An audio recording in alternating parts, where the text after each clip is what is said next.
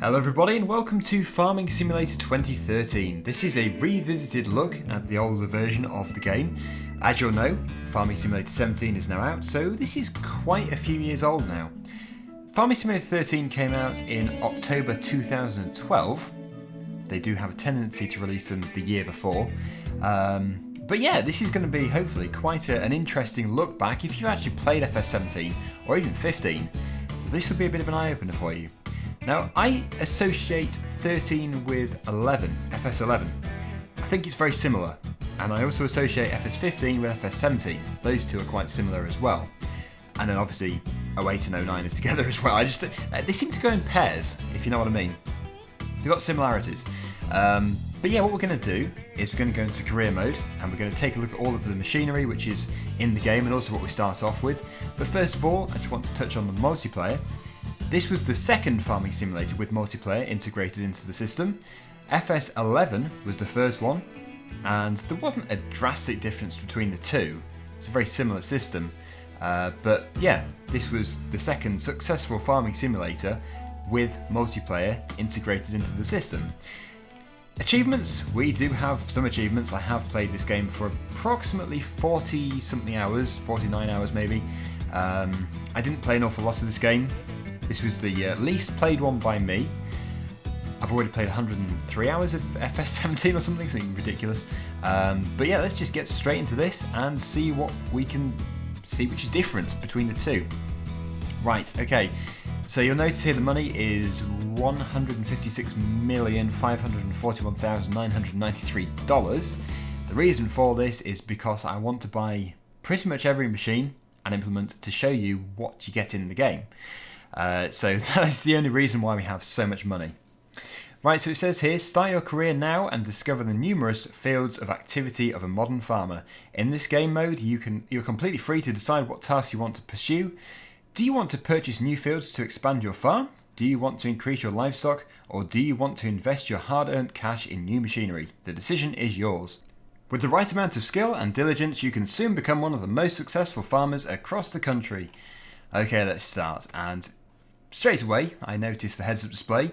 It covers up quite a bit of the screen, and also there is no transparency to it at all, so that could get a bit annoying. Having said that, I haven't really played much of this game, so yeah, I can't really comment on that too much, whether or not it's annoying or not, but yes, definitely the newer versions of the game, they're much better. The heads-up display is much better designed, it's smaller but still very clear, there's much more clarity to it. And overall, really, that is a minor point. I was just going to pick it out there as something I saw straight away.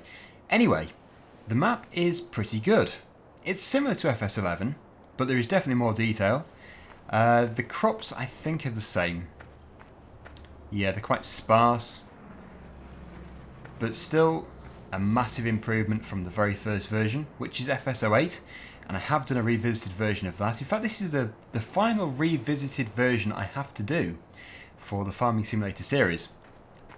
Now, just over here, we have got a compact tractor. This is a semi-argon.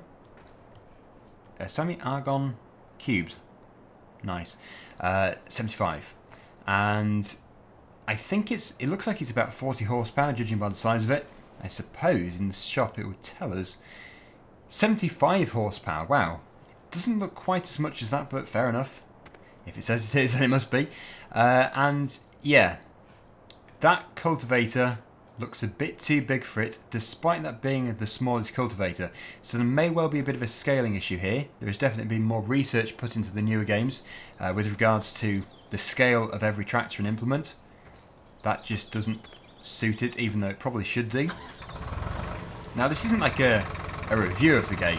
This is just my sort of things that I point out instantly. So good stuff and bad stuff, but still not necessarily a review. So let's just give this thing a quick drive. Now, from playing FS15 and 17 for a long time, I immediately can notice something which is very different here. It's not half as responsive, and this isn't to do with dead zones or anything, because as soon as I put my foot on the pedal, it does start to move, but it seems to be incredibly slow. And in fact, there's a lot of wheel slip as well. When you first accelerate, the wheels seem to move, but it doesn't really go anywhere. So that's been really improved. The handling, and basically the entire experience. What's the brakes like? Yeah, it's very similar. Now, back in the days of Farming Simulator 08, as soon as you took your foot off the pedal, it would immediately slam its brakes on. But this tractor doesn't do that, so that is good. That would be pretty awful. It was awful. But yeah, every single version, like I said before, gets better. They always get better. Giants have not yet released a version which has been worse than the previous one, which is always fantastic news. Right, so let's move away from this tractor. Or actually, let's put the beacon on first. Oh yes, look at that. You can see that's been improved in the new versions. It's like a splat of light on top of a ball, but still not bad. I mean, you couldn't complain about it. That isn't bad at all. No manual ignition or anything like that. The engines just go off instantly. But that has only just recently been updated in 17. Right, so it's a bit of a tradition for the Farming Simulator series to always start you off with the most basic and cheap machinery, or the oldest in this case. 17 actually broke away from that slightly. We did start off with quite a nice harvester, but certainly in 13 you do start off with, well, something which is incredibly vintage. But I think that's good, because you can really work from the ground up. Now, this does remind me of 11, FS11, definitely, even though this machine wasn't in FS11. It's just the textures really. They're more basic than a newer game. But for the time, this was still very good. I can remember pre-ordering it, I can remember being very excited about playing this for the first time. And you might be thinking now, well, why didn't you play it much then? It was just college work, really. I didn't have time to play it. So, just 49 hours or something I played in the end. Let's start it up. Have a bit of a go. Where is a way of removing that helper? There we go. There's a help icon. Right, so that is nowhere near as good as 15 or 17. Oh, and also it comes up with that. Yes, in newer versions, it will automatically set it to the optimum speed. You can't speed while the cutter is engaged, whereas in these older versions you can do. So you have to set your speed control. Also in this version you can indeed do baling. So you might be wondering what the base game map is called. It's called Hagenstead. And this is your starting off field. In fact, I think we own quite a few. I'll just show you very quickly on this. Let me just turn the engine off. I've just gone here and you can see that we've got the briefing first of all. We then have the map view. It shows us which fields there are available to us and which ones we own. Very similar to FS17. And then we have the vehicle selection. This shows you exactly where every single vehicle is, and it also categorises it into tractors, harvesters, tools and trailers. And Hagenstead was actually a pretty big map. It did remind me of the FS11 map. There were similarities, but that was the previous game to it. So that is kind of expected. The next view is your settings. This is where you can change your timescale. You can also you can change it here, but you can also change the timescale as you do with the newer versions on your keyboard. So you can see we're at times 30 now, but that pressing key number 8 and number 7 will increase and decrease the time. So you didn't have to keep coming to this menu if you didn't want to. We then have the mission frequency. This is how often the missions would appear. Plant growth as usual. You can have fast, medium, normal or slow. You can have the icons on the PDA map if you want to. How do you open the PDA map? Ah, yes, I. So this was before the time when you could actually bring up a full view of the map without having to come out of the game. So, yeah, basically, I think you could zoom out. I think you could. Maybe not. Ah, maybe, I think it zoomed out when you were driving. Yes, that rings a bell. But we can skip through this. We've got the weather forecast, 25 degrees today. We've then got the prices. So this is how you know exactly where to go to. You then have, although there isn't a cursor so I can't really point to it, but below the battery symbol, you can see it's full charge, we've then got those arrows pointing to the right hand side. If they're pointing up and they're green, the price is up. If they're horizontal and grey, average price. And if they're down and red, the price is decreasing. So this is something you really did have to keep an eye on, just like you do now, to get the best price possible. We then have our finances. And you can see we have bought no vehicles at all. There is no livestock expenses, no construction. There is a vehicle running cost of $27. Property maintenance, wage payment, harvest income, mission income, other, and the loan interest. All at zero. And the balance is very impressive. But I've done that just so we can buy every machine. Next we've got the statistics. This is everything we have in storage. And also how many eggs we're carrying. And that concludes the tour of the PDA. But there is the minimap once again. We might keep it up. But again, there is no transparency to that, so you can't really keep it up at the same time as playing too easily. You can do if you want to, but yes, it does take up quite a chunk of the screen. Next, we're going to go over to the main yard. The yard is just over here. We'll take a look at the other machinery we start off with. We actually do start off with quite a lot of tractors. They've been very generous, even though 2 of them are vintage. So we have a Pottinger Servo 35 plough. This is a 4-furrow plough. And with this we have a front weight, which could also be a rear weight if you want it to be. And then look at this. We have got the Kramer KL200 with a very old vintage cedar on the back. Amazon cedar. Does it have a number? Wait, is that an address or is that the model number? I'm not too sure. I have no idea. But still, it's vintage. And listen to this. Oh, nothing gets better than the sound of that old tractor. So I can't really talk too well with the tractor's engine running. The game sound is on 20% with the microphone volume on 90%, and still it is quite overwhelming. And it's quite hard to change the volume. You can change the volume of the game if you want to, but you have to do it from the main menu. You can't do it from in the game. But still, to change the seed, all you have to do when the engine is running is press O on the keyboard, and that will swap through your usual 4 types of seed, which we've got here.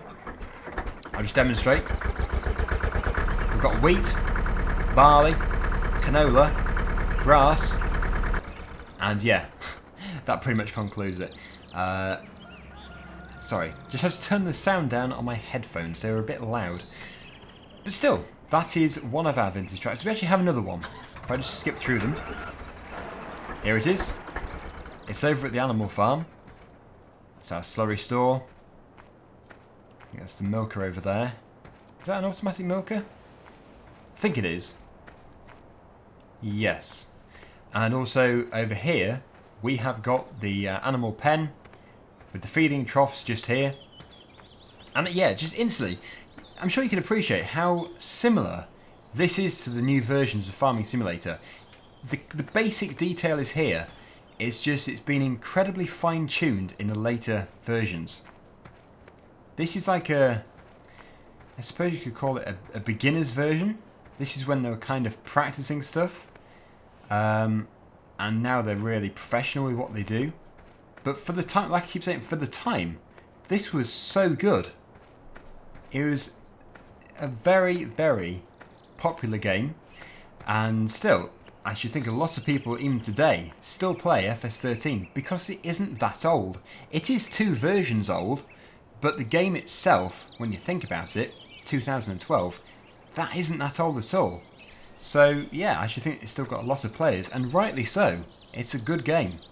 Anyway, I've just tabbed back to this one. You can't actually back tab, which you can do in 15 and 17. That's when you press shift and tab, so you can go back to the previous vehicle. In this version, you can only tab forwards. But this is the final tractor we start off with, and actually, I suppose the most luxurious tractor that you start off with, and I'd probably say my favourite here as well. It kind of reminds me of a Massey Ferguson, even though it isn't. It is a Bura 6135. I hope I pronounced that correctly. But yeah, it's a decent tractor. fairly high horsepower. If I was to guess it, I would guess it about 110. Let's just see. 134.10. Well, I got the ending part right, at least. But yes, in a second, what we're going to do is we're going to have a look at every single machine which we can possibly buy in FS13. But first of all, we're going to do a bit of a tour. We have got the storage silos. This is where you have to store every single different crop type in a different silo. Quite rightly, keeping them separate. So you drive under whichever one you want to, and it will fill it up. Which in a way is better than what we can do now in FS17, because they're all separate. But yeah, that's just, you know, I suppose in FS17 they are still in separate silos, it's just they come out the same pipe. Just makes it easier. We've got some storage sheds here. This is for the sugar beets and the potatoes, which is integrated into the game. There are the potatoes and sugar beet. And there is the sugar beet, just there. We then have the seed just over here. There we go. And another sort of just a machinery store here, which I once tried to reverse the, what was it? I think it was a seeder. You know that really big articulated seeder? I tried to reverse it into there once. Totally failed, of course. I couldn't do it. But moving on swiftly, we've got the fertilizer just here. Over here we've got the straw sell point. Just there. And hay as well. Numerous occasions I did actually get the auto stacker stuck in here as I lifted it up, and then it got stuck in the roof. There's a store here, and this is the diesel tank, or probably fuel tank it will say. Yes, just there. We then have quite a large storage shed, and again another bay for tractors or implements or whatever you want to put in there. We do have traffic somewhere. Traffic, where are you? They will soon crop up. I can hear something. Oh, it's a plane. But I can't see it. Where's the traffic? There's definitely traffic. Well, I'm sure we'll bump into something in a second. Where are they? Oh well. We have pedestrians too. Hello. It's alright, they don't say hello to you, so you don't need to be scared. And also, this is the store, just over here. Where is the traffic? Have I turned it off? I don't know. That is so weird. Yes, here is the store. You probably recognise this actually out of some of the FS15 mod maps. We've got the 2D cutouts of the different machines. You can buy these machines in this game. It says here, vehicle shop. Yes, I'm a bit concerned. I'm going to have to hunt for the traffic now. We'll drive. There they are. Where were they hiding away?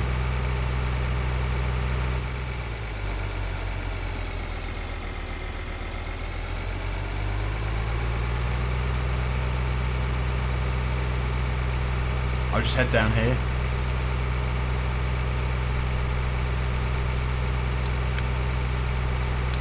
There's still a delay when you turn the lights on. But the sounds are good.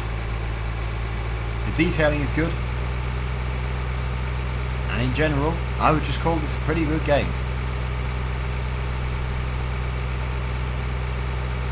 Roadblock.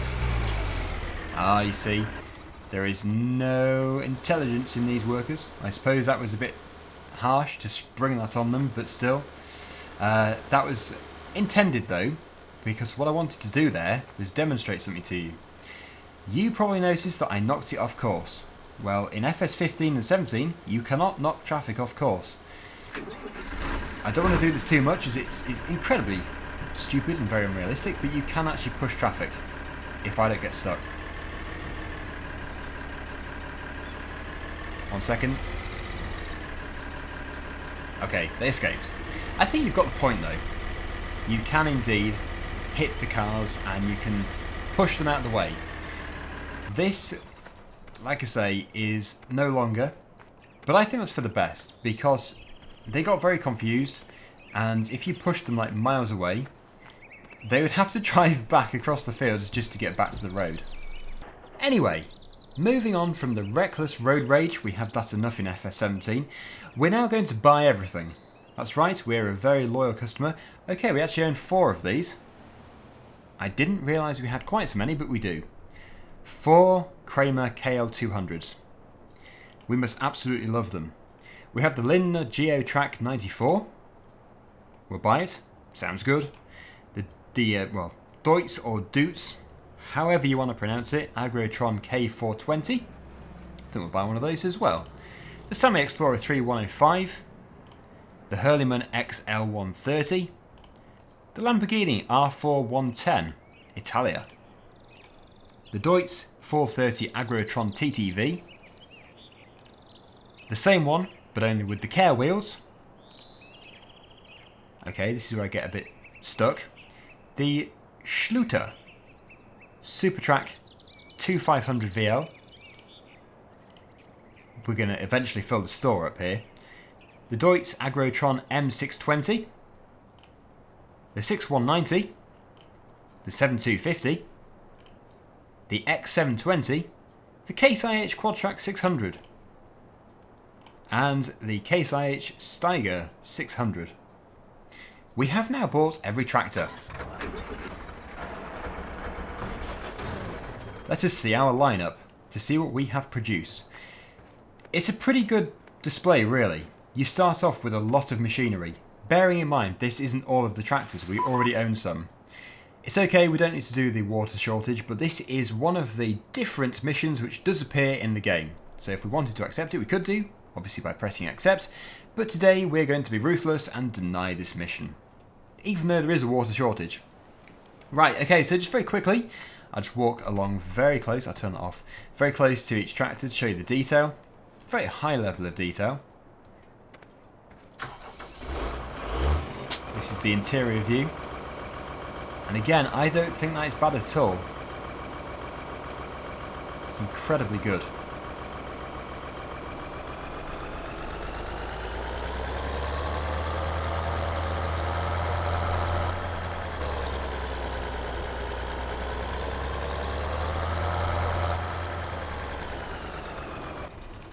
Next we've got many more Deutz files, there's plenty of them. We won't drive them all, but here is the, what does that say? 6190, just there. We then have the Agrotron M620, the Schluter, I think it is, what is it, 2,500 or 2,500 or 2,500 or something. Not too familiar with these tractors at all, but it's certainly big, very chunky. It sounds good too. Might just have to give this a bit of a drive. Whoa, sorry businessman. Yeah, it's actually quite a decent machine.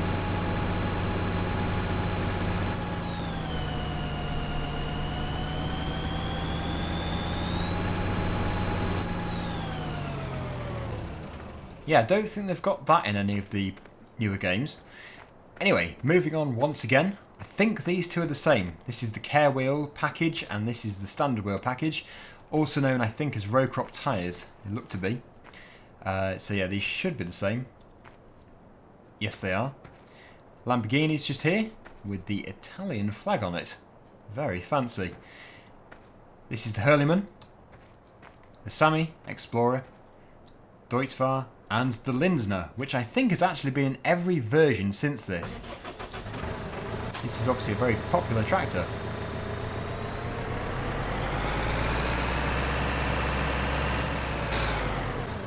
But it doesn't have a beacon. That's not good. We then go on to the much larger tractors. This is the Agrotron X720, which is huge. I prefer to be sat on the steering wheel.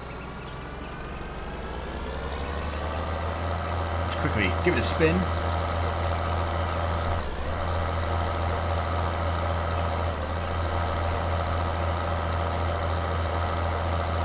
Mind businessman. And then we move on to the Case Quadtrax. The Case Quadtrax 600. One of these is a Steiger, apparently. that one here. So this is the one with the dual wheels, and this is the one with tracks.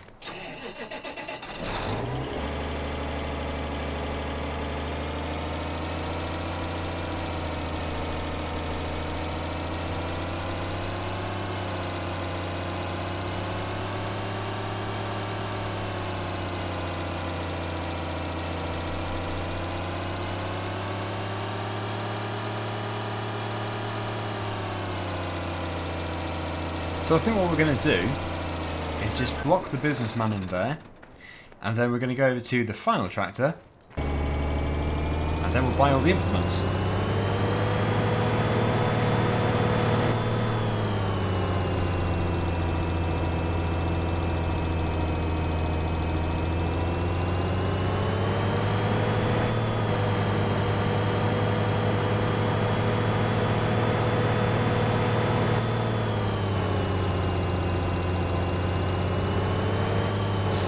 Good. Right, all we have to do now is just sell everything again. Oh, joy. Right, okay. Sell. I'll do this off screen. Okay, the entire store has been cleaned up, with the exception of the Quadtrax, just over here. The reason why I've kept this is because we're going to attach that to the really big seeders and cultivators, and we might just get one tractor back again to tow the smaller stuff, but we're not going to move them about, we're just going to literally buy them. So we do have front loaders too, which we should probably touch on actually, because we do have another tractor here, which I probably should have put in here before. Yes, before I forget, let's buy all of this stuff, so I can quickly show you all of the front loaders. This is also the telehandler. So buy. It must be so nice to have an endless supply of money. Yes, if you're actually playing this seriously, to be able to afford everything, you would be a very successful farm. Okay, that's everything. Good. So here we go. This is all of the front loaders and telehandlers. Sounds a bit like a mini digger. Oh dear. That's not good. I attempted to use the Satex side panel, and clearly it didn't want it. I'm back. I have just removed the side panel. It would obviously need configuring if you want to use it with it. I don't actually know if it would work. I'm guessing it would do. I can't really see any reason why it wouldn't. But yes, this is the... well, let me just check here. Probably shouldn't have to, but I think it's the wide. Is it pronounced wide? Yeah, Weidman 4270 CX100T. This is our telehandler. Articulated telehandler. And I seem to remember there was actually a skin produced for this from Manitou.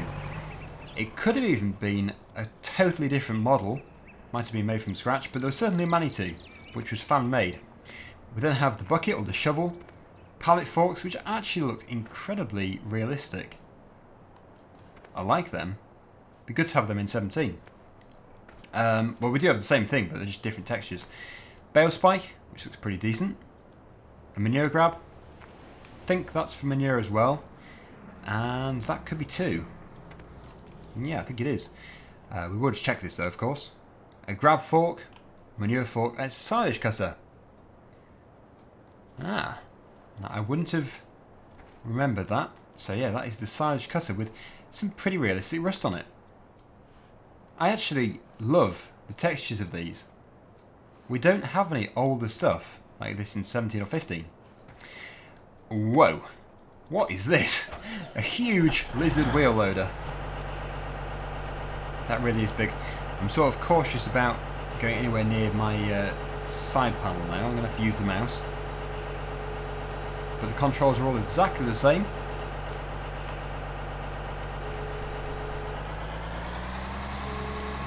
Ah, but the difference here is you can't change any of the attachments on here. It is just a shovel, and that's it. We then have our little Deutz-Fahr telehandler, which is quite small, but it does everything you want it to. Take a look inside. Not bad detailing as usual. I think, yeah, the hydraulics are a bit too responsive. That's all I would say there. And then we've got bale spikes, pallet forks again, shovels, another grab. These are for the front loader. Grabs, shovels, pallet forks, and spikes again. And this is our front loader tractor. Now in FS13, you couldn't actually remove the front loader off this tractor. So this tractor was stuck with it, whether you liked it or not. So you'd have to buy a different tractor if you wanted this to be removed.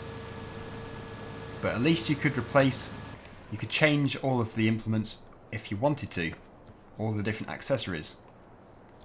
We then move on to the harvesters. We've already seen the FAR M66 and its cutter. We then have the Pottinger. This is trailed. We'll buy this. The Deutz 5465 and its cutter. These aren't separated. The harvester and the headers are together. We then have the 6095 HTS with its cutter, the 7545 RTS, and two cutters. We've got the one for the corn and the one for the cereals. We then have the Krone Big X 1000 forage harvester with the Easy Collect 1053 and the Krone X Disc direct cutting system. Let's take a look at what we've got. Quite a bit as usual. So this is if you couldn't afford a much larger harvester.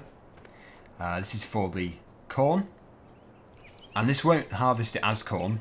It throws it up the chute as chaff into a trailer.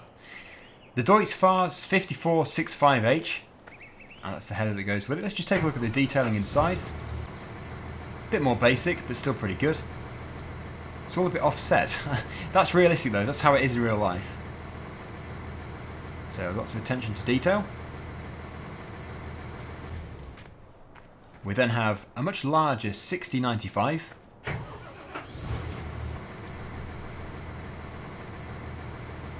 Which will drive.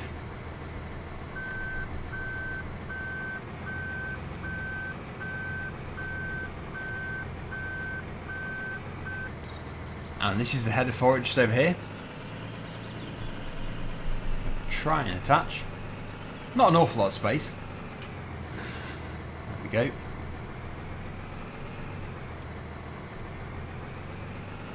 And we'll fire it up.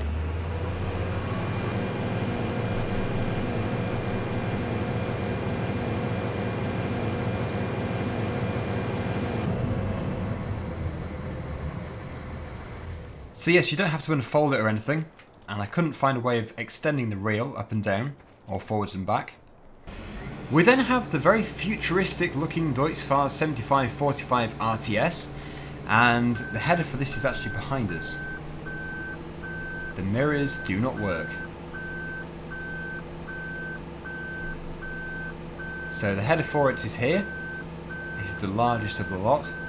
The beacons are on the wing mirrors. And there isn't one on the back of here. So yeah, I'm sure you can see the attaching and detaching just isn't anywhere near as realistic as the newer versions. But really, it isn't awful. It definitely is not awful. And finally, out of the harvesters, we've got the Krone Big X just here. Let's take a look. This is the interior. Put the pipe up. As usual, we have beacons. And we have the Easy Collect, which is just there, and the X Disc over here. If we just go down to the bottom, you should be able to see these a bit easier. Easy Collect and the X Disc. There we go.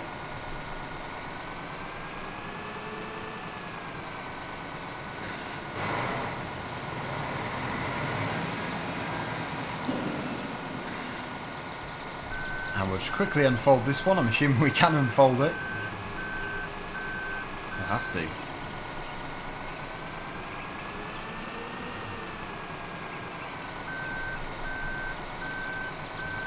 Be vaguely lined up. So yes, it does, it all unfolds as it should do. And that is of course for our corn, if we want to turn it into chaff for silage.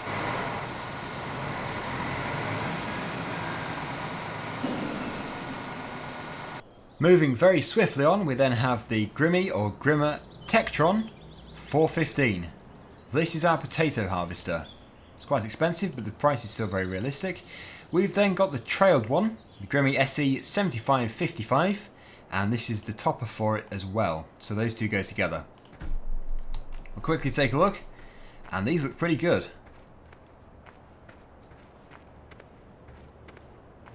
So you have a tractor on here powering the PTO. This is where it lifts them up. It only lifts, I think it's 2 rows, this one.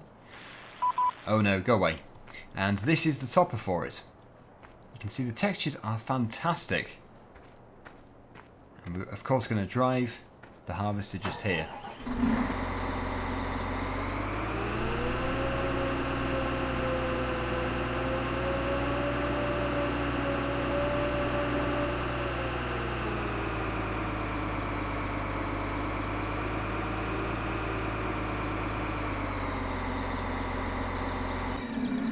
So as you can see, it's actually incredibly good. Very similar to that in the newer versions. There isn't a dramatic difference really. The textures might have been improved here and there, but overall, incredibly similar. So this was the first version these were in. We didn't have potatoes and sugar beet before this. We then have the Beet Harvesters. So again we have got the trailed one and the Self-Propelled Harvester. They look incredibly similar, but they're not. The trailed harvester picks up the full width. It can actually lift the entire width of the harvester itself, whereas the potato harvester just had the bit on the side here, which could pick up, I think, two rows. So this is faster than the potato harvester. This is the topper for it, and this is the self-propelled harvester.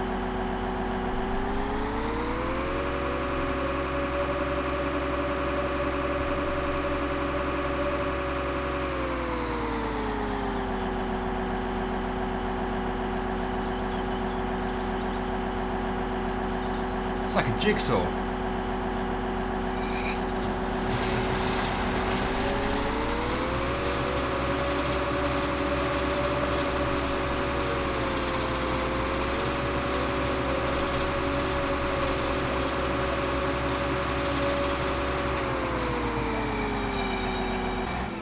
So there we have it, the Agrotron 620. And finally for this episode, we've got the feeding technology for the livestock.